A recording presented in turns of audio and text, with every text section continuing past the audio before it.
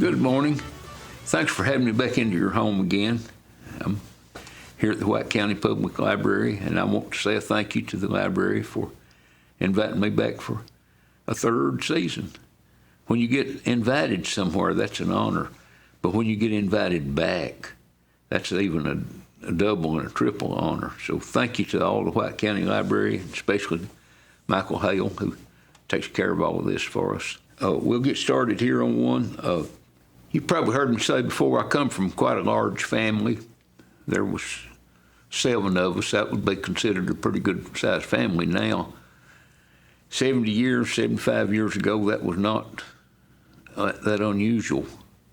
7 in family. Actually, at the time I'm talking about, though, there was only 6 of us because I was the baby for almost 8 years, and then I had a sister that's 8 years younger than me. But I had 2 brothers who were, when I can first remember, were grown. One of them was 17 years older than me. One was 20 years older than me.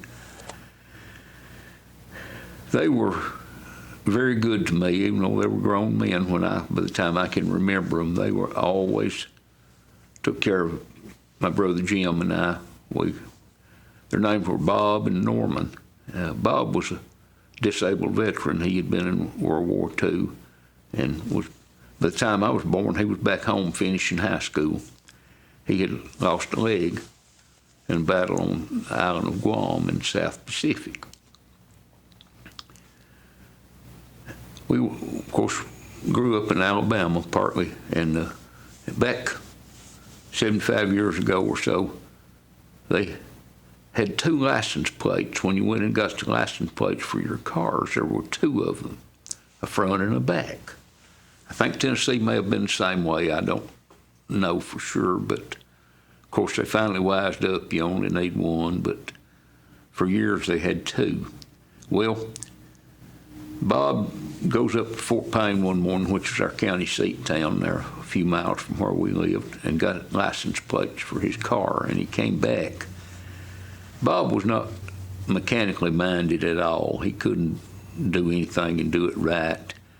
If he needed to tighten a screw, he got the wrong type of screwdriver usually, and Norman usually aggravated him about it. Norman was quite an aggravator anyway, and he loved to tease and aggravate Bob. But Bob was very gullible. He would believe anything anyone told him, even a total stranger. If you had told him, if he heard a noise on the roof and said, "Reckon what that is," and you said, "That's our cow. We keep our cow on the roof," Bob would go outside and look up there to see if he could see the cow or not. Now, he was that gullible about things. Well,